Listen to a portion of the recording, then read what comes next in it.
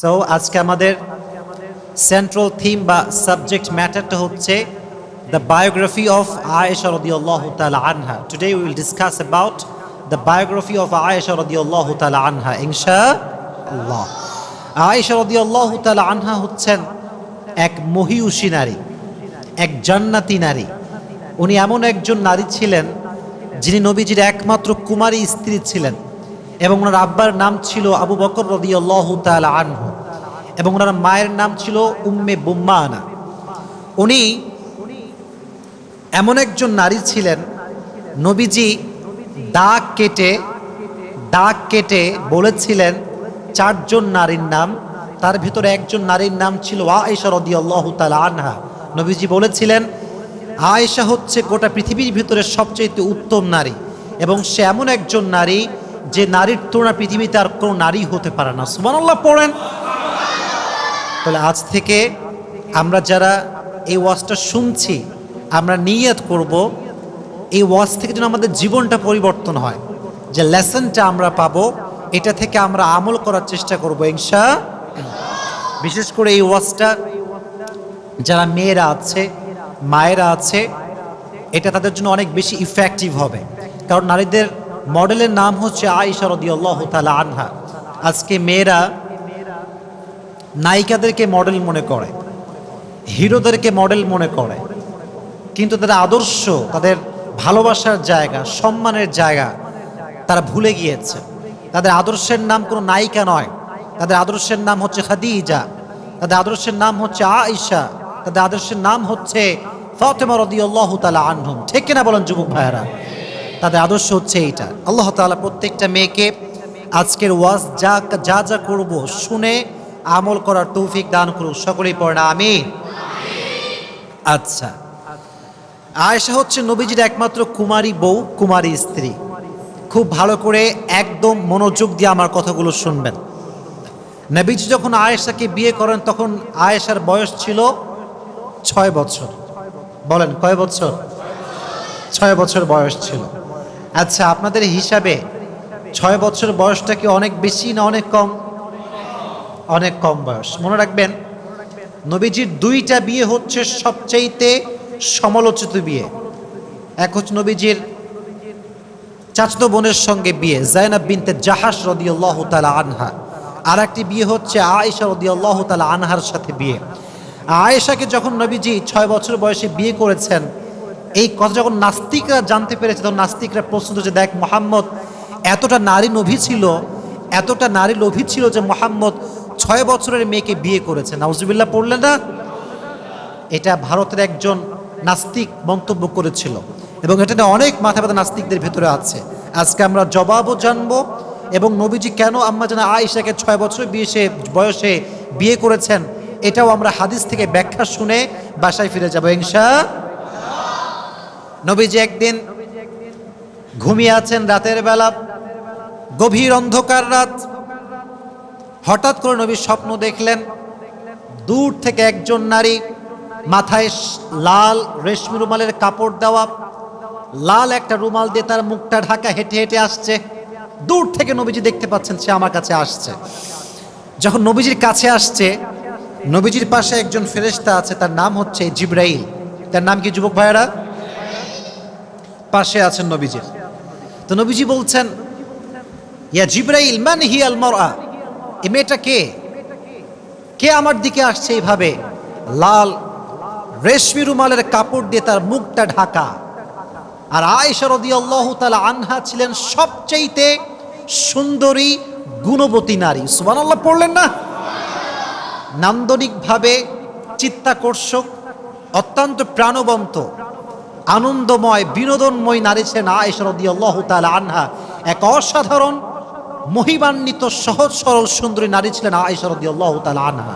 তো যখন কাছে এসেছে নবীজি বলছে, জিবরাইল এটা কে? তো জিবরাইল বলছে, নবী হে আপনি একটু খোলেন, ঘুমটা আপনি হঠাৎ।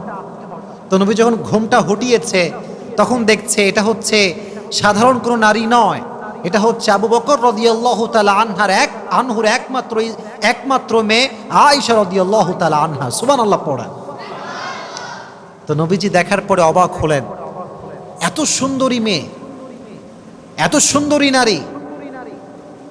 তো নবীজি এবার বলছেন, আচ্ছা জিব্রাইল, এই মেয়েটা আমার কাছে কেন এসেছে বা আল্লাহ আমাকে কেন এই মেয়ের সঙ্গে সাক্ষাৎ করিয়েছে?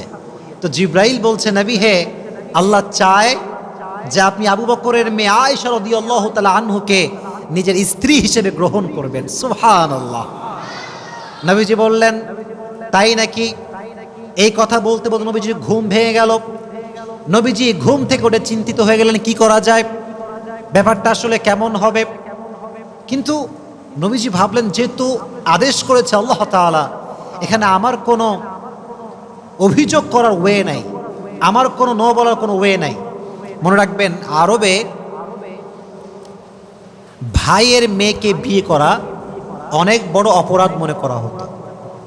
মনে করেন, এই যে সাদা পাঞ্জাবিওয়ালা ভাই হচ্ছে আমার ভাই, মনে করেন আমার ভাই, তার একটা মেয়ে আছে, তার মেয়েকে বিয়ে করা তৎকালীন সময়ে এটা বড় একটা ক্রাইম ছিল, অপরাধ ছিল, সিন ছিল। এটাকে মানুষ গুনাহ মনে করতো, অন্যায় মনে করতো। তো এখন নবীজি ভাবছেন, আবু বকর তো আমার ভাইয়ের মতো, আমি যদি তার মেয়েকে বিয়ে করার প্রস্তাব দিই তাহলে আরব বিশ্বে একটা হৈ হুল্লো লেগে যাবে, মারামারি লেগে যাবে যে মুহাম্মদ তার ভাইয়ের মেয়েকে বিয়ে করেছে, কতটা বাজে কাজ সে করেছে। নবীজি চিন্তায় পড়ে গেলেন। তবু নবীজি ভাবলেন, যেহেতু আদেশটা করেছে একজন আকাশের মালিক, জমিনের মালিক, গোটা বিশ্বের মালিক, আওয়াজ দিয়ে বলেন তিনি কে? আল্লাহ আদেশ করেছেন, কি করা যায়? এবার তিনি আবু বকরের কাছে প্রস্তাব পাঠালেন যে আমি তোমার মেয়েকে বিয়ে করতে চাই, এই বিষয়ে তোমার মতামতটা কি?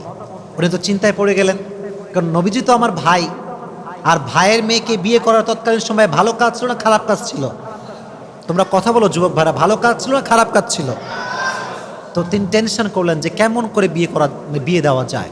শেষমেশ ভাবলেন যে প্রস্তাবটা কার পক্ষ থেকে আসছে, এটা কোনো সাধারণ নারী নয়, আর যে প্রস্তাব দিয়েছে সে তো কোনো সাধারণ যুবক নয়, তিনি তো গোটা পৃথিবীর দোজাহানের সর্দার নবী মুহাম্মদুর রাসূলুল্লাহ সাল্লাল্লাহু আলাইহি ওয়াসাল্লাম। এবার আবু বকর বলল, যাও নবীকে বলো যে আমি এই বিয়েতে রাজি হয়ে গিয়েছি, আমার কোনো আপত্তি নেই। এবার শুরু হয়ে গেল আরব বিশ্বে মারামারি। কি মারামারি? যে ভাইয়ের মেয়েকে বিয়ে করবে মুহাম্মদ, এটা কেমন কথা হলো? কিন্তু নবীজি কারো কথায় কান দেন নাই। সবার এগেইনস্টে গিয়ে উনি ভাইয়ের মেয়েকে বিয়ে করে প্রমাণ করেছেন ভাইয়ের মেয়েকে বিয়ে করা কোনো খারাপ কাজ নয়, বরং ভাইয়ের মেয়েকে যে বিয়ে করবে এটা সে সুন্নতি কাজের শামিল হয়ে যাবে। সুবহানাল্লাহ পড়ে বিয়েটা হয়ে গেল। তাহলে এবার নাস্তিকরা যে বলে, এই যুবক ভাইরা, এটা কিন্তু মনোযোগ দিয়ে শুনতে হবে। তোমরা আমার লেকচার শুনতে আসছো, আমি অধমের কথা শুধু শুনলেই হবে না, এটার যে লেসন আছে, এটার যে গভীরতা আছে, এটা বুঝতে হবে। নাস্তিকরা বলে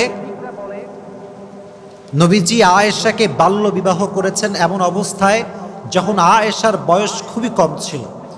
তাহলে প্রশ্ন উঠতে পারে, নবীজি কেন এই কাজটা করলেন? এটারও উত্তর জানার দরকারটা যুবক ভাইরা জোরে সোরে বলো, আছে না নাই? উত্তরটা জানতে হবে। জবাব হচ্ছে তিনটা। কয়টা জবাব বলেন? কথা বলেন, কয়টা জবাব? এক, নবীজি আয়েশা রাদিয়াল্লাহু তাআলা আনহাকে 6 বছর বয়সে বিয়ে করেছেন, এর কারণটা হচ্ছে নারী লোভী ছিলেন তা কিন্তু নয়। The matter is not like that. বরং স্বপ্নের মাধ্যমে জিব্রাইলকে দিয়ে আয়েশাকে বিয়ে করতে হবে, এটার ওহী পাঠিয়েছে একজন। আওয়াজ দিয়ে বলে তিনি কে? মাশাআল্লাহ, আল্লাহ ওহী পাঠিয়েছেন। এক নাম্বার কারণ, আল্লাহ যেখানে আদেশ করেছেন সেখানে প্রকৃত পক্ষের মুসলমান ঘরের সন্তানের কোনো অভিযোগ কি আর থাকতে পারে? পারে না। এক নাম্বার কারণ। দুই নাম্বার, আবু বকর রাদিয়াল্লাহু তাআলা আনহু ছিলেন দিনের একজন সৈনিক, নির্ভীক সৈনিক, নির্ভীক। তিনি নবীজির জন্য কাজ করতেন, দিনের একজন মুজাহিদ ছিলেন তিনি। তো প্রিয় ভাই, যখন কারোর সঙ্গে আত্মীয়তার বন্ধন হয়ে যায়, সম্পর্ক কি আগের মতো থাকে না আরো বেশি মজবুত হয়ে যায়? এটা কি কম থাকে না আরো শক্ত হয়ে যায়? শক্ত হয়ে যায়। তো নবীজি আবু বকরের মেয়েকে বিয়ে করে একটা কাজ সবচেয়ে ভালো কাজ করেছেন। দিনের ক্ষেত্রে যেহেতু একসঙ্গে কাজ করতে হবে, আবু বকর রাদিয়াল্লাহু তাআলা আনহুর মেয়ে আয়েশাকে বিয়ে করে নবী যতটা ক্লোজ ছিলেন, বিয়ে করে তার চাইতে আরো বেশি ক্লোজ হয়ে গিয়েছে, দিনের উপকারিতা আরো বেশি বেড়ে গিয়েছে। সুবহানাল্লাহ পড়ে। 2 নাম্বার কারণ। 3 নাম্বার হচ্ছে আয়েশার বয়স ছিল খুবই কম, রাদিয়াল্লাহু তাআলা আনহা বয়স অত্যন্ত কম ছিল। ফলে দেখবেন, আচ্ছা বলেন তো প্রিয় ভাইয়ারা, বয়স যার কম তার আদর, তার ভালোবাসা কম না বেশি? আপনার মানে কথা বোঝেন নাই। যার বয়স কম, যেমন বাসার ভেতরে আপনার একটা ছোট ভাই আছে, বাসার ভেতরে আপনার ছোট্ট একটা বোন আছে, বলেন তো বাসায় সবচেয়ে আদর মানুষ বড়কে করে না ছোটকে করে? ছোটকে করে। তাহলে আয়েশা রাদিয়াল্লাহু তাআলা আনহা ছিলেন সবচেয়ে ছোট মানুষ। বিধায় অনেক সাহাবা একরাম ইসলাম সম্পর্কে অনেক প্রশ্ন থাকলেও করতে পারতেন না, কারণ সবাই বড়, ভয় পেতেন কেমনে প্রশ্ন করি। তো আয়েশা রাদিয়াল্লাহু তাআলা আনহা সবার সামনে ডিরেক্টলি গোটা ভরা মজলিসে যা প্রশ্ন মন চাইতো করতো, কারণ তিনি আদরের ছিলেন। বিধায় ইসলামের অনেক হুকুম আহকাম সম্পর্কে সাহাবা একরাম আয়েশাকে জিজ্ঞেস করতেন, আয়েশা একটু নবীকে বলো এটা কি হতে পারে। সুবহানাল্লাহ পড়তে পারলেন না? তাহলে আমরা কারণ পেলাম মোট কয়টা? বলেন, জোরে বলেন, কয়টা? এক হচ্ছে আল্লাহ আদেশ দিয়েছেন, 2 নাম্বার আত্মীয়তার সম্পর্ক শক্ত করবার জন্য, 3 নাম্বার ইসলামের জ্ঞানকে আরো বেশি প্রচার করবার জন্য। এজন্য যারা মুসলমান ঘরের সন্তান তারা কখনো নবীজির বিবাহ নিয়ে কোনো প্রকার কোনো আপত্তি করতে পারবে? আল্লাহ আমাদের সবাইকে এটা বোঝার তৌফিক দান করুক। সকলেই মন খুলে পড়া আমিন। এবার দ্বিতীয় বিষয়, এটা ছিল ফার্স্ট চ্যাপ্টার বলতে, এবং এই চ্যাপ্টারটা অনেক বেশি দামি। আচ্ছা, আপনাদের বাড়িতে বউ নাই কার কার হাত তোলে? লজ্জা পাচ্ছে নাকি? বউ নাই সবার? কার কার বউ আছে তারা বাদ দিয়ে যাদের বউ নাই তারা হাত তোলেন। কারোই বউ নাই? আচ্ছা হাত নামান। আল্লাহ যাদের আমাদের বউটো কেউ নাই তাদের সবাইকে দিনদার নেককার বউ দিয়ে দাও। সকলে পড়া আমিন। যারা আমিন, এ যারা আমিন কানারা কেউ বউ পাবে না। জোরে সোরে পড়া আমিন। নেককার দিনদার বউ চাইবো একজনের কাছে, তিনি কে? দেখুন পৃথিবীতে অনেক কিছু মানুষ না চাইতে পেয়ে যায়, বাট 2টি জিনিস আল্লাহর কাছে চাইতে হয়। 1 নেক স্ত্রী, 2 হচ্ছে নেক সন্তান। রব্বি হাবলি মিনাস সলিহিন। আল্লাহর কাছে চাইবেন যে তুমি আমাকে ভালো বউ দাও, তুমি আমাকে ভালো স্ত্রী দান করো, তুমি আমাকে নেক সন্তান দান করো। এই দোয়াটা করলে কবুল করবে একজন, আওয়াজ দিয়ে বলে তিনি কে? না কপালে কি জুটবে আল্লাহই ভালো জানে। সকলে তাহাজ্জুদের নামাজে দোয়া করবেন তো ইনশাআল্লাহ।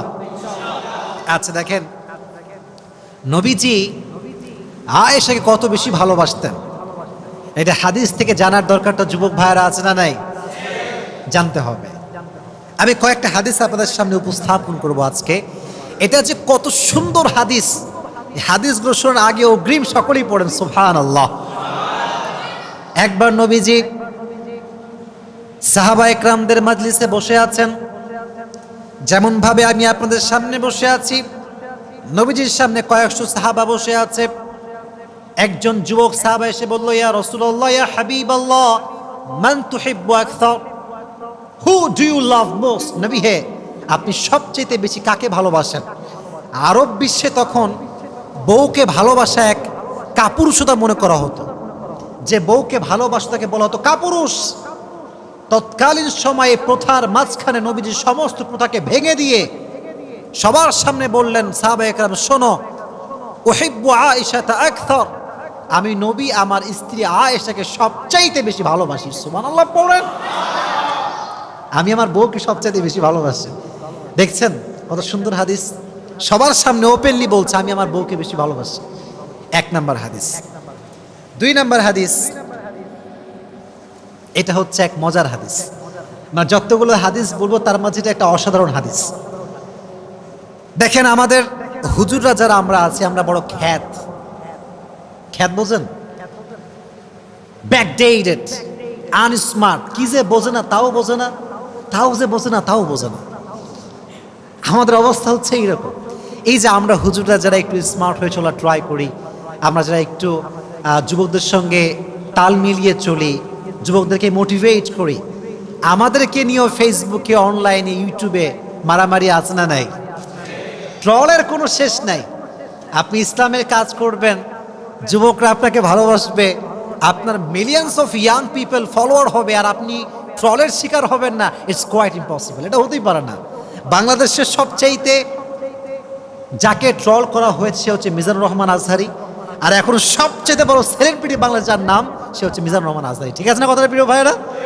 ট্রল করে কোনো লাভ হয় না। তো দেখেন, যেটা বলছিলাম, স্মার্ট হতে হবে, রোমান্টিক হতে হবে। আজকালকার স্বামীর এত খ্যাত, যদি বউকে কেউ বলে যে আচ্ছা তোর স্বামী কেমন রে, শালা একটা বাটপার, এর মতো বদমাইশ কেউ নাই। মনে রাখবেন একটা কথা, যে পুরুষ তার স্ত্রীর কাছে ভালো সে আল্লাহর কাছে ভালো, যে পুরুষ তার স্ত্রীর কাছে ভালো সে তার নবীজির খাঁটি উম্মত হয়ে যাবে। সুবহানাল্লাহ পড়ে। এবার হাদিসটা শোনেন, নবীজি কতটা রোমান্টিক ছিলেন, কতটা সুন্দর ব্যবহার তার ছিল। একবার যুদ্ধ করে নবীজি ফিরে আসছিলেন বাসার দিকে, সমস্ত সাহাবা একরাম নবীর সঙ্গে আছেন। তো হঠাৎ করে নবীজি বললেন, এই তোমরা সবাই যাও, সামনে আগাও, আমি আর আয়েশা সবার পেছনে আসব। যখন সব সাহাবা দূরে চলে গিয়েছে, একদম দূরে, তখন আয়েশাকে বলছে, নবীজি বলছেন, আয়েশা চলো আমরা একটা দৌড় প্রতিযোগিতা করি। ওই যে সামনে একটা পিলার দেখছো না, বিশাল বড় লম্বা পিলার, তুমিও দৌড়াবা আমিও দৌড়াবো, দেখবো যে কে আগে যেতে পারে। সুবহানাল্লাহ পড়েন। নবীজি দৌড়ের প্রতিযোগিতা করছেন, আর আজকে যদি হুজুরের বউ হুজুরে বলে চলো একটু ঘুরে আসি, হ্যাঁ বেয়াদব, ফেতনার যুগ, কিসের ঘোরাঘুরি, বস চুপ করে বাড়ির মধ্যে বসে থাক। এরকম আমরা খ্যাত, আমরা রোমান্টিকনেস বুঝি না। তো নবীজি বলেন চলো দৌড়াই। এবার নবীজি দৌড়াতে শুরু করলেন। আয়েশা রাদিয়াল্লাহু তাআলা আনহা নবীজির সঙ্গে দৌড়াতে শুরু করলেন, দুজন দৌড়াচ্ছে। কিন্তু আয়েশা রাদিয়াল্লাহু তাআলা আনহা একটু স্লিম ছিলেন, পাতলা, আর নবীজি একটু বেশি, আয়েশার থেকে একটু বডি বেশি ছিল। মনে রাখবেন, যখন মানুষ দৌড়ায় যে চিকন বেশি সে আগে যায়, আর যে একটু মোটা সে পেছনে থাকে। তো হাদিসে এসেছে আয়েশা রাদিয়াল্লাহু তাআলা আনহা নবীজির চাইতে আরো সামনে এগিয়ে গেলেন। নবীজি আসার আগেই আয়েশা রাদিয়াল্লাহু তাআলা আনহা ওই খুঁটির কাছে পৌঁছে গেলেন। হাঁপাতে হাঁপাতে বললেন, নবী আপনি আমার সঙ্গে পারলেন না, আজকে আমি জিতে গেলাম, আজকে আপনি হেরে গিয়েছেন। সুবহানাল্লাহ পড়ে। রোমান্টিকনেস কাকে বলে? বউকে আদর যত্ন ভালোবাসা কাকে বলে? আবার আর একটা হাদিসে আসছে, এইটা হওয়ার পরে আরো অনেক দিন পরে নবীজি আবার যুদ্ধ থেকে বাসায় ফিরছেন। এবার আয়েশা রাদিয়াল্লাহু তাআলা আনহা বলছে, নবী চলেন আজকে আবার হয়ে যাক, দেখি কে পারে আজকে। আগের বার কে জিতেছিল? আবার বলেন, আগের বার কে জিতেছিল? তো নবীজি বলছে, আহা আগের বার হারছি, আবার যদি আজকে হারি মান সম্মান থাকবে না। তো নবীজি বলছেন, ঠিক আছে চলো আজকে আমরা আবার ট্রাই করি, লেটস গো, শুরু করো, চলো যাই। এবার দুইজন দৌড়াতে শুরু করছে, কিন্তু হাদিসে এসেছে এবার আয়েশা রাদিয়াল্লাহু তাআলা আনহা আগের বারের চাইতে এবার একটু স্থূল হয়ে গিয়েছেন, একটু মোটা হয়ে গিয়েছে। তো যখন দৌড়াতে শুরু করেছে, নবীজি আয়েশার চাইতে একটু সামনে এগিয়ে গিয়েছে, আর দৌড়ে গিয়ে ওই খুঁটিকে ছুঁয়ে বলছে, আয়েশা হাদিহি বিতিলকা, আগেরবার তুমি আমারে হারাইছো, আজ আমি তোমারে হারাই দিলাম। সুবহানাল্লাহ পড়ে। তাহলে এই যে খুনসুটি ভালোবাসা, এটা স্বামী স্ত্রীর মাঝে রাখার দরকারটা যুবক ভাইয়েরা আছে না নাই? এজন্য এই হাদিস থেকে আমি এটাই বোঝাতে চাচ্ছি যে স্বামী যদি স্ত্রীকে ভালোবাসে, স্ত্রী যদি স্বামীকে ভালোবাসে, আরশে আজিম থেকে খুশি হয়ে যায়, একজন জবান খুলে বলেন তিনি কে? এবারে তাকবীর দেন, লিল্লাহি তাকবীর, লিল্লাহি তাকবীর। তাহলে বোঝা গেল নবীজি আয়েশাকে খুব কম ভালোবাসতেন, খুব কম ভালোবাসতেন। তো তোমাদের যখন বউটো হবে তোমরা খ্যাত হবা না রোমান্টিক হবা? লজ্জা পায়, দেখছেন এখনই লজ্জা পায়। বলেন খ্যাত হবেন না রোমান্টিক হবেন? নবীজি কি আনরোমান্টিক ছিলেন না রোমান্টিক ছিলেন? আল্লাহ আমাদের সবাইকে নবীজির মতো স্বামী হওয়ার তৌফিক দান করুক, সকলেই পড়া আমিন। এবার আর একটা মজার হাদিস শোনা। আচ্ছা বলেন তো, আফ্রিকার মানুষ দেখতে অনেক ফর্সা হয় তাই না ভাই? তারা হয় নিগ্রো, অনেক কালো হয়। এটা আল্লাহর সৃষ্টি, এখানে হাসার কোনো কারণ নেই। তারা হচ্ছে নিগ্রো জাতি, অনেক কালো হয়। তো আরবে মাঝে মাঝে ইথিওপিয়ার লোকেরা আসতো, কালো দেখতে। তার বিভিন্ন খেলা দেখাতো, খেলা যেটাকে আমরা বলি সার্কাস। আমরা বলি কি? তৎকালীন সময়ের সার্কাস ছিল তরবারি দিয়ে খেলা। কি দিয়ে খেলা? তরবারি দিয়ে। তো হাদিসে এসেছে একবার তরবারি দিয়ে হাবশিরা খেলছিল, ইথিওপিয়ার লোকেরা খেলছিল। এটা হচ্ছে ঘর, এটা হচ্ছে জানালা। এটা কি ভাই? জানালা। তো মাঠে খেলছে। ইথিওপিয়ার লোকরা কোথায় খেলছে? মাঠে। তো তরবারি যখন আমরা বাড়ি মারি একটা আরেকটার সঙ্গে, একটা আওয়াজ আছে না নাই? তো আওয়াজ শুনে আয়েশা বলছে, নবী হে, আমি একটু দেখতে চাই, আমার বড্ড মন চাচ্ছে, একটু চলো না, নিয়ে যান আমাকে, চলেন একটু ঘুরে আসি। তো নবীজি কত ভালোবাসা, দেখেন কত সুন্দর হাদিস। নবীজি বলছে, ঠিক আছে, যদি তুমি পর্দা উঠায় দাও বা জানালা খুলে দাও, তবে তোমাকে মাঠ থেকে মানুষ দেখতে পারে। আর স্ত্রীকে কেউ দেখবে, এটা কোনো স্বামী কি সহ্য করতে পারে? বাংলাদেশে পারে? বাংলাদেশে সবই সম্ভব। আজকাল দেখবেন বাংলাদেশে স্বামী স্ত্রী মাশাআল্লাহ ব্লগ চলতেছে ধুমাইয়া, বউরে দেখাচ্ছে আরামে। মানে বউটা হচ্ছে তার ইনকামের সোর্স। বউয়ের রূপ দেখাবে, টাকা আসবে। নাউজুবিল্লাহ পড়লেন না আপনারা? তোমাদেরকে সবাইকে বলছে, যুবক ভাইরা শোনো, জীবনে হালালভাবে এত টাকা কামাবা যেন স্ত্রীকে দেখিয়ে টাকা পয়সা ইনকাম করতে না হয়। ঠিক না বলো যুবক ভাইয়ারা? এত টাকা কামাতে হবে তোমাকে, খালি বউরে দেখায় ব্লগ করে বেড়াচ্ছে। এটা বড় মারাত্মক ফিতনা। এটা আমার বউ, আমি দেখব, পৃথিবীর কেউ আমার বউকে দেখার অধিকার রাখে? এবার দেখেন আমার দিকে তাকান, হাদিসটা প্র্যাকটিক্যালি বোঝাচ্ছি, প্র্যাকটিক্যালি। এটা হচ্ছে জানালা, এটা হচ্ছে মাঠ। তো নবীজি যেটা করলেন, জানালার কাছে এসে নবীজি দাঁড়ালেন। নবী ছিলেন আয়েশার সাথে একটু লম্বা, আয়েশা নবীর সাথে একটু ছোট ছিল। যখন নবীজি দাঁড়াইছেন, পায়ের যে গোড়ালি আছে এইটা উঠাই দিয়েছেন, ফলে লম্বা একটু কম হবে না বেশি হবে? লম্বা কম হবে না বেশি হবে? নবীজি পায়ের উপরে ভর করে লম্বা হয়ে দাঁড়াইছেন। খুব ভালো করে বুঝবেন হাদিসটার অর্থ কি। আর আয়েশা রাদিয়াল্লাহু তাআলা আনহা ঠিক নবীজির ঘাড়ের পেছনে মাথা দিয়েছেন, পুরো বডি নবীজির সামনে, শুধুমাত্র পিঠের এখান থেকে আয়েশার চোখ দেখা যাচ্ছে। চোখ দেখিয়ে আয়েশা দেখছে খেলা কেমন হচ্ছে, অনেকক্ষণ দেখেছে খেলা। নবীজি বলছেন, আয়েশা মন ভরছে নাকি আরো দেখবা? বলছে, নবী আমি আরো দেখবো, আপনি আরো একটু দাঁড়ান। যতক্ষণ পর্যন্ত আয়েশার মন ভরে নাই, ততক্ষণ পর্যন্ত নবীজি পাটা এমন করে উঁচু করে দাঁড়িয়ে আয়েশার মনোরঞ্জন করেছে। সুবহানাল্লাহ পড়ে। ভালোবাসা কাকে বলে?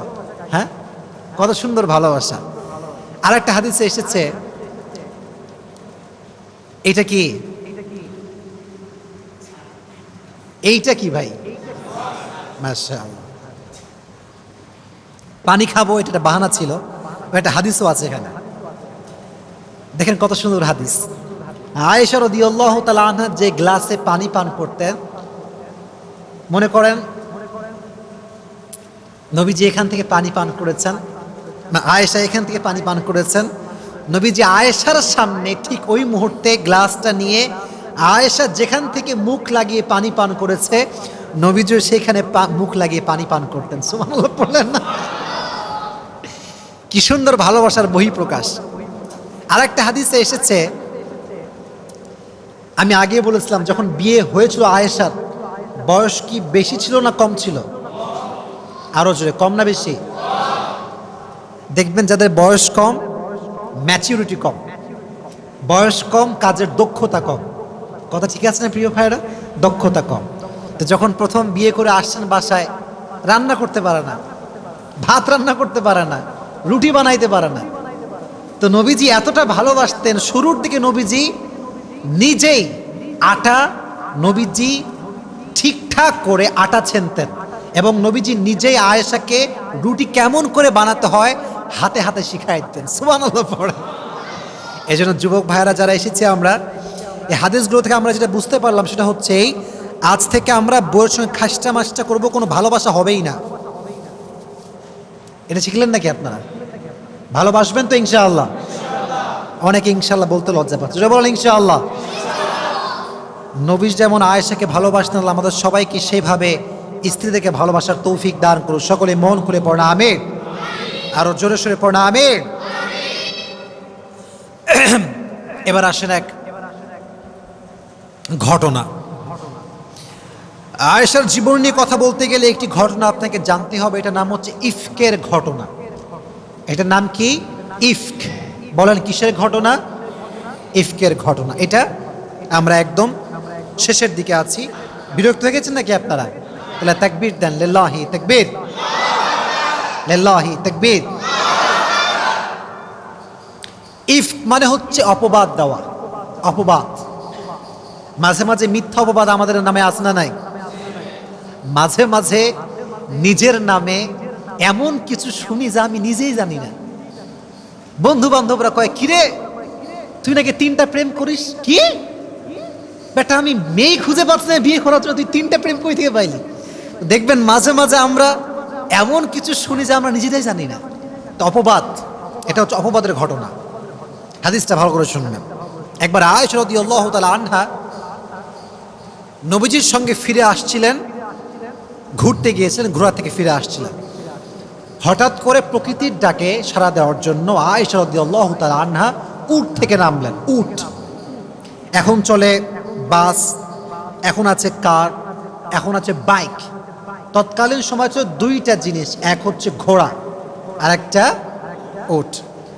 তো উটের উপরে ছিল একটা হাউদাজ, এটা হচ্ছে আরবি শব্দটা, বাংলা হচ্ছে পালকি। এটা নাম কি? আগের যুগে বিয়ে হতো কিসে চড়ে? পালকিতে চড়ে। তো আয়েশা রাদিয়াল্লাহু তাআলা আনহা পালকিতে ছিলেন, প্রকৃতির ডাকে সাড়া দেওয়ার জন্য পালকি থেকে নেমেছেন। যখন নেমে গিয়েছেন, যখন ফিরে আসবে তখন দেখছেন যে একটা গলায় লকেট ছিল, লকেটটা নাই। তিনি আবার গিয়েছেন লকেট খুঁজবার জন্য। লকেট খুঁজতে খুঁজতে এত দেরি হয়ে গিয়েছে যে পুরো কাফেলা আবার ফিরে চলে গিয়েছে। এখন বলবেন, হুজুর যারা উট টানছিল তারা তো অবশ্যই বুঝবে, কারণ একটা মানুষ উঠলে উঠের যে বোঝা এটা হালকা হয় না ভারী হয়। এর ব্যাখ্যা হচ্ছে এই যে আয়েশা অনেক চিকন ছিলেন, স্লিম ছিলেন, ফলে উঠে উঠলেও আহামরি বোঝা যেত না। তো সাহাবা একরাম মনে করেছে অবশ্যই উঠে গিয়েছে, তারা ফিরে আসছে। তো আয়েশা যখন ফিরে এসেছে দেখছে উট নাই, কাফেলা আর নেই, তখন তিনি ভাবলেন যে আমি এখানে অপেক্ষা করি, একটু পরে নবী করিম সাল্লাল্লাহু আলাইহি ওয়াসাল্লাম অবশ্যই একজন লোক পাঠাবেন আমাকে নেওয়ার জন্য। তো একটু পরে একজন লোক, যার নাম ছিল সফওয়ান ইবনে মুআত্তাল, সফওয়ান ইবনে মুআত্তাল, তিনি আসলেন। দেখলেন যে মরুভূমির মাঝখানে একজন মেয়ে কাপড় মুড়িতে শুয়ে আছেন। যখনই তিনি মুখ খুলেছেন, কাপড় হটিয়েছেন, তিনি বুঝতে পারেন এটা হচ্ছে নবীজির একমাত্র কুমারী স্ত্রী আয়েশা রাদিয়াল্লাহু তাআলা আনহা। তিনি বলতে শুরু করলেন, ইন্না লিল্লাহ ইন্না লিল্লাহ ইন্না লিল্লাহ। এটা কি হয়ে গেল? মরুভূমির মাঝখানে আপনি শুয়ে আছেন, কোনো কথা বললেন না, চুপচাপ উটের পিঠে আয়েশা রাদিয়াল্লাহু তাআলা আনহা বসলেন। তিনি নিজে হাত দিয়ে ধরে ধরে ধরে তেনাকে ফিরিয়ে নিয়ে আসলেন। এদিকে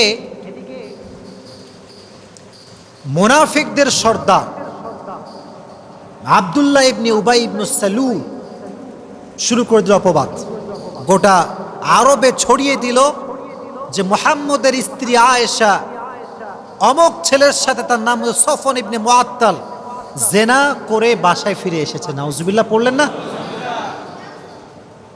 অপবাদ, কত পুত পবিত্র নারীকে অপবাদ দিয়েছে, আমি চিন্তা করতে পারেন? এই হাদিসটা আমি জানতাম না, রিসেন্টলি আমি খুব ভালো করে পড়েছি হাদিসটা নিয়ে। তো কি হয় বলবো, হাদিসটা অনেক কষ্টের হাদিস এবং অনেক শিক্ষা আছে হাদিসে। কিন্তু যার ব্যাপারে এত বড় অপবাদ সে জানেই না, তার নাম হচ্ছে আয়েশা রাদিয়াল্লাহু তাআলা আনহা, জানেই না। এই রুমরটা ছড়াতে ছড়াতে পুরো আরবটা গুরুগম্ভীর হয়ে গেল, মারাত্মক একটা অবস্থা তৈরি হয়ে গেল। এমন একটা অবস্থা হয়ে গেল যা আয়েশার আত্মীয় স্বজনরাও এটা বিশ্বাস করতে শুরু করলো। নাউজুবিল্লাহ পড়লেন না? ইস, এই জন্য প্রিয় ভাইয়েরা একটা কথা মনে রাখবেন, রক্তের মানুষকে সবচেয়ে বেশি কষ্ট দেয়। পৃথিবীতে সবচেয়ে মানুষ প্রতারিত হয় রক্তের মানুষের দ্বারা। এজন্য আমি সবসময় বলি, পর মানুষের কষ্ট নিয়ে ভাবার সময় আমার কাছে নাই, কারণ আমার রক্তের মানুষ আমাকে যে পরিমাণ কষ্ট দিয়েছে তার কাছে পর মানুষের কষ্ট কোনো দাম আমার কাছে নাই। ঠিক কিনা যুবক ভাইয়েরা? মানুষ রক্তের মানুষের দ্বারা সবচেয়ে বেশি কষ্ট পায়। তো দেখেন, নবীজি এমন একটা অবস্থা তৈরি হয়ে গেল, নবীজি নিজে আয়েশার কাছে আসলেন, আয়েশা তুমি যদি ভুল কিছু করে থাকো তুমি তওবা করে নাও। এইটা শুনে আয়েশার মনটা ভেঙে চূর্ণ বিচূর্ণ হয়ে গেল। আহা, নবীজি আমাকে ভুল বুঝলেন, নবীজি আমাকে তওবা করতে বলছেন, আমি তো ভুলই করিনি, আমি তওবা কিসের জন্য করবো এখান থেকে? আয়েশা অসহায়। নবীজি বসে আছেন, আবু বকর বসে আছে। আব্বাজান একটু বলেন না নবীজিকে, আমি তো এই কাজ করি নাই। আম্মাজান একটু বোঝান না। বলছে আমরা কি বোঝাবো, আমাদের বলার কিছু নাই। তার মানে বোঝা গেল অপবাদ বড় মারাত্মক খারাপ জিনিস। তবে একটা কথা মাথায় রাখবেন, দুটি কথা মাথায় রাখবেন। যে বলেন কয়টা? এটা বড় মারাত্মক কথা। আগে তাকবীর দেন, লিল্লাহি তাকবীর। মাইন্ডসেট ফ্রেশ করে তাকবীর দেন, লিল্লাহি তাকবীর। এক নাম্বার কথা হচ্ছে, কখনো মানুষের কাছে নিজেকে আহামরি ব্যাখ্যা দিবেন না। মনে রাখবেন, যে আপনাকে ভালোবাসে তাকে ব্যাখ্যা দেওয়ার কোনো প্রয়োজন নাই, সে আপনার চোখ দেখলেই ব্যাখ্যা বুঝে যাবে। আর যে আপনাকে ভালোবাসে না তাকে আপনি ইতিহাস এবং রচনা গ্রন্থ লিখে ব্যাখ্যা দিলেও সে আপনাকে বুঝবে না, কারণ সে আপনাকে ভালোবাসে না। কথা ঠিক কিনা বলেন যুবক ভাইয়েরা? এক নাম্বার কথা। দুই নাম্বার কথা, যখন আপনাকে কেউ ছেড়ে চলে যাবে তাকে সুন্দরভাবে সালাম দিয়ে বিদায় দিবেন, আর বলবেন একটা কথা, তুমি যদি আমাকে পছন্দ না করো, তুমি যদি আমার সঙ্গে থাকতে না চাও, আমিও তোমার সঙ্গে থাকতে রাজি নই। এর কারণ, যে থাকতে চায় সে থাকার কারণ খুঁজে বের করে, আর যে যেতে চায় সে যাওয়ার জন্য হাজারটা কারণ খুঁজে বের করে। যে আমি সেদিনকে একটা কথা শুনছিলাম, মারাত্মক কথা, जो मेरा नहीं मैं भी उसका नहीं, अगर आप मेरा होना नहीं चाहते तो मैं भी आपका होना नहीं चाहता। কথা ঠিক কিনা বলেন যুবক ভাইয়েরা? থাকতে চাইলে থাকো, না থাকতে চাইলে সালাম আলবিদা। কাউকে ধরে রাখবেন না। মনে রাখবেন, ব্যক্তিত্ববোধ যার আছে সে কখনো হাত ধরে কাউকে ধরে রাখে না, বরং সে বলে যে আমার, সে তো আমারই থাকবে, তাকে বোঝাবার কোনো প্রয়োজন হবে না। যুবক ভাইরা কথা বলেন ঠিক কিনা? তো আয়েশা বুঝে গেলেন যে ব্যাখ্যা করে কোনো লাভ নাই। আল্লাহ যদি আমাকে সঠিক জানে, দুনিয়ার কে কি ভাবলো আই ডোন্ট কেয়ার, দেখার সময় নাই। যেই ভরসা সেই কাজ, যেই ভরসা সেই কাজ। এবার আয়েশার চরিত্রকে পবিত্র করবার জন্য আল্লাহ তাআলা নিজেই কোরআনের আয়াতকে নাজিল করে দিলেন। সুবহানাল্লাহ পড়েন। আল্লাহ বললেন, ইন্নাল্লাযীনা জাউ বিল ইফকি উসবাতুম মিনকুম লা তাহসাবুহু শাররাল লাকুম। আল্লাহ বললেন, মুমিনরা শোনো, তোমাদের ভিতর থেকে একটা দল আয়েশার ব্যাপারে মিথ্যা অপবাদ নিয়ে আসছে। লা তাহসাবুহু শাররাল লাকুম, তোমরা এটাকে সব দিক থেকে খারাপ মনে করে ফেলো না। বাল হুয়া খায়রুল লাকুম, বরং এখানে একটা কল্যাণ আছে। কল্যাণটা কি? মিথ্যা অপবাদ দিয়েছে বিধায় তো আয়েশার ব্যাপারে আয়াত নাজিল করেছে একজন, তিনি কে? অপবাদ না দিলে আয়াত কি নাজিল হতো? কথা বোঝেন না? অপবাদ না দিলে আয়াত কি নাজিল হতো? ইন এ সেন্স এখানে একটা গুড সাইড আছে, পজিটিভ সাইড আছে, যে আল্লাহ নিজেই আয়াত নাজিল করেছেন। আল্লাহ বলছেন, শোনো, উসবাতুম মিনকুম, তোমাদের মাঝে একটা দল মিথ্যা অপবাদ নিয়ে এসেছে। লা তাহসাবুহু শাররাল লাকুম বাল হুয়া খায়রুল লাকুম, এটা সব দিক থেকে খারাপ নয়, এটা কিছু দিক থেকে ভালো আছে। লিকুল্লি ইমরিইম মিনহুম মাকতাসাবা মিনাল ইসম, যার যেই পরিমাণ গুনাহ করা দরকার ছিল সে সেই পরিমাণ করে ফেলেছে। ওয়াল্লাযী তাওয়াল্লা কিবরাহু মিনহুম লাহু আযাবুন আলীম, এবং যেই ব্যক্তি রুমরটাকে ছড়াতে সবচেয়ে বেশি কাজ করেছে তার জন্য কিয়ামতের কঠিন ময়দানে আযাবকে তৈরি করে রেখেছে। একজন আওয়াজ দিয়ে বলেন, তিনি কে? আয়াত নাজিল হওয়ার পরে নবীজি অনেক খুশি হলেন। শেষের দিকে আছি, এটাই আমার শেষের কথা। তো এবার আবু বকর বলছে, আম্মাজান যাও, নবীর কাছে গিয়ে শুকরিয়া আদায় করো, যে আয়াত নাজিল হয়েছে। এবার একটা কথা শুনো, আয়েশা বলছে কেন নবীর কাছে কেন শুকরিয়া আদায় করব? আমাকে আমার যে রব পুত পবিত্র করেছেন, আমাকে কলসমুক্ত করেছেন, আমি সে রবের দরবার সিজদা আদায় করব। সুবহানাল্লাহ পড়ে। এজন্য যখন কি অপবাদ দিবে, হতাশ হবেন না, নিরাশ হবেন না, ভরসা করবেন একজনকে, আওয়াজ দিয়ে বলেন তিনি কে? তো আয়েশা রাদিয়াল্লাহু তাআলা আনহা ছিলেন নিষ্কুলুষ, তিনি ছিলেন পুত পবিত্রা, তার চরিত্রে কোনো কালেমা লেপন করার সুযোগ নেই। তো তিনি কবে মারা যান? হাদিসে এসেছে তিনি মারা গিয়েছেন আমিরে মুআবিয়া রাদিয়াল্লাহু তাআলা আনহুর শাসন আমলে। হিজরি সন হচ্ছে 58 হিজরি। বলেন কত হিজরি? তিনি মারা যান হচ্ছে 17 রমাজান। কত রমাজান? আরো জোরে কত রমাজান? এটা কিন্তু অনেক গুরুত্বপূর্ণ বিষয়।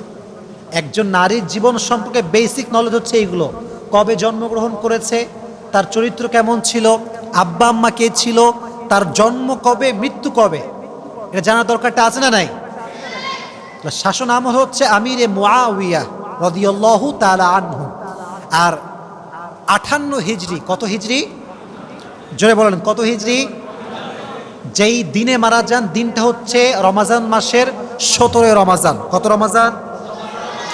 আর বয়স ছিল 68। কত বয়স? আরো জোরে কত বয়স? নবীজির স্ত্রীদের মাঝে সবচেয়ে বেশি হাদিস যে স্ত্রী বর্ণনা করেছেন তার নাম হচ্ছে আয়েশা রাদিয়াল্লাহু তাআলা আনহা। সুবহানাল্লাহ পড়ে। নবীজির স্ত্রীদের মাঝে নবীজি সবচেয়ে যাকে বেশি ভালোবাসতেন তার নাম হচ্ছে আয়েশা রাদিয়াল্লাহু তাআলা আনহা। নবীজি নিজেই একটা হাদিসে বলেছেন, দেখেন নবীজি হাদিসটা বলছি, খুব মনোযোগ দিয়ে শুনবেন। হাদিসটা হচ্ছে নবীজি বলছেন, হাদা কসমি ফিমা আমলিকু ওয়ালা তুআখিযনি ফিমা তামলিকু ওয়ালা আমলিকু। হ্যাঁ আমার রব, আমি আমার প্রত্যেকটা বউকে ভালোবেসেছি, সবার হক আমি আদায় করেছি, বাট আমি আমার একজন স্ত্রীকে সবচেয়ে বেশি ভালোবাসতাম, তার নাম হচ্ছে আয়েশা। দয়া করে মেহেরবানি করে তুমি এর উপরে আমাকে কিয়ামতের দিন পাকড়াও করবা না, কারণ আয়েশাকে আমি মন থেকেই প্রচন্ড ভালোবাসতাম। সুবহানাল্লাহ পড়ে। এজন্য যুবক ভাইয়ারা, আজকের আলোচনার শিক্ষা হচ্ছে কয়েকটা, আমি জাস্ট বলা ট্রাই করছি সংক্ষিপ্ত সময়। এক, যারা আমরা হাজবেন্ড হব, আমরা বউকে কখনো আর ভালোই বাসবো না।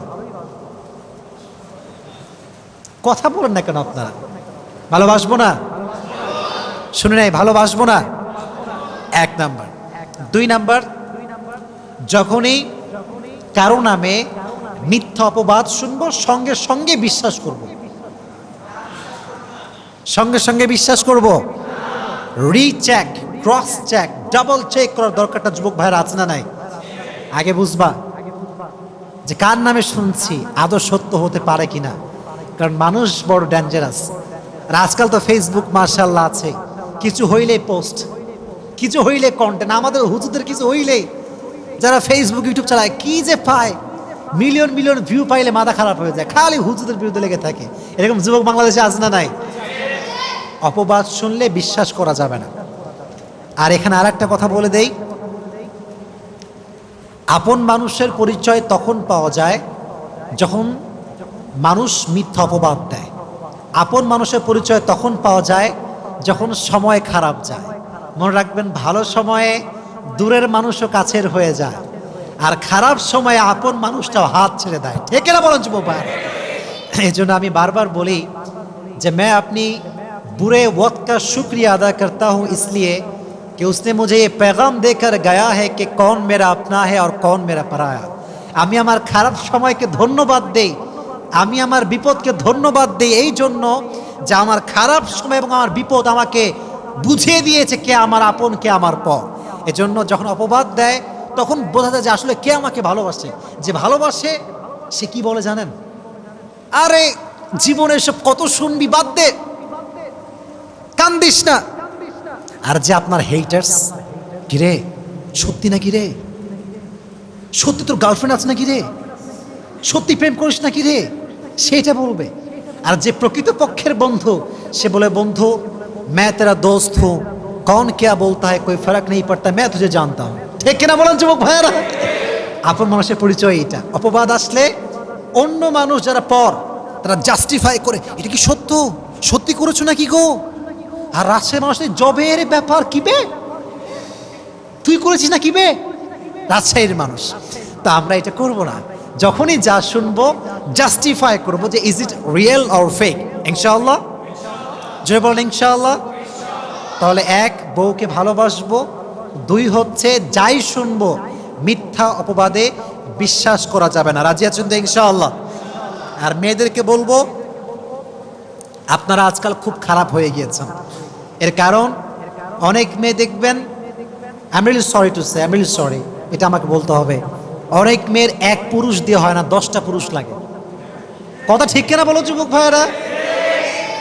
এই যেই মেয়েগুলো 10 পুরুষে আসক্ত হয়, দিন শেষে এমন এক কুয়ার ভেতরে পড়ে যেখান থেকে উঠে আর আসতে পারে না। ঠিক কেন বলো যুবক? আয়েশার মতো হতে হবে আপনাকে। আয়েশা রাদিয়াল্লাহু তাআলা আনহা তার পুরো জীবনে তার নবীকে ভালোবেসেছেন, তার স্বামীকে ভালোবেসেছেন, পর পুরুষের দিকে কখনো চোখ তুলেও তাকায় নাই। সুবহানাল্লাহ পড়েন। এজন্য মেয়েদেরকে বলবো, স্বামী হচ্ছে আপনার জীবনের প্রথম পুরুষ, স্বামী হচ্ছে আপনার জীবনের শেষ পুরুষ। স্বামীকে বাদ দিয়ে কোন নায়কের দিকেও তাকাবেন না, স্বামীকে বাদ দিয়ে এলাকার কোনো যুবকের দিকেও তাকানো যাবে না। ঠিক কিনা বলো যুবকেরা? আল্লাহ প্রত্যেকটা মেয়েকে স্বামী ভক্ত হওয়ার তৌফিক দান করুক, সকলেই পড়া আমিন। আবার অনেক মেয়ে আছে দেখবেন স্বামীর উপরে সন্তুষ্ট না, বলে যে তোমার তো 6 প্যাক নাই, অমুক যুবকের 6 প্যাক আছে, তোমার তো সরকারি চাকরি নাই, অমুক যুবকের সরকারি চাকরি আছে। আমার বোনদেরকে আমি একটা কথাই বলবো, অমুক যুবকের 6 প্যাক থাকতে পারে, সরকারি চাকরি থাকতে পারে, সব থাকতে পারে, কিন্তু অমুক যুবক আপনাকে ভালোবাসে না, আপনার স্বামী আপনাকে প্রকৃতপক্ষের ভালোবাসে। ঠিক কিনা প্রিয় ভাইরা? দিন শেষে স্বামীকে ভালোবাসার দরকারটা আছে নাই? আয়েশা রাদিয়াল্লাহু তাআলা আনহা যেমন নবীকে ভালোবাসতেন, রেসপেক্ট করতেন, প্রত্যেকটা নারীর এরকম রেসপেক্ট করার দরকারটা যুবক ভাইরা বলো আছে না নাই? আল্লাহ প্রত্যেকটা নারীকে আয়েশার মতো স্বামী ভক্ত হওয়ার তৌফিক দান করুক, সকলে মন খুলে পড়া আমিন। এবং আমরা যতটুকু শুনেছি আয়েশার জীবনী সম্পর্কে রাদিয়াল্লাহু তাআলা আনহা, আল্লাহ আমাদের সবাইকে, রানা ভাই বসেন, রানা ভাই ইনি হচ্ছে আমাদের মূল উদ্যোক্তা, উনি মূলত এই আয়োজনটা করেন। আমি ওনার জন্য দোয়া করে ওনাকে নেক হায়াত দান করুন, পড়া আমিন। এই আলোচনা লক্ষ কোটি মানুষ শোনে এবং এই আলোচনার দ্বারা অনেক যুবক দিনের পথে ফিরে আসে। আমরা দোয়া করি আল্লাহ কিয়ামত পর্যন্ত এই আয়োজনকে কবুল করুন, পড়া আমিন। আমরা যা যা বলেছি আল্লাহ তাআলা সবাইকে সে অনুযায়ী আমল করার তৌফিক দান করুন, সকলেই মন খুলে পড়া আমিন। ওয়া আখির দাওয়ানা আলহামদুলিল্লাহি রাব্বিল আলামিন।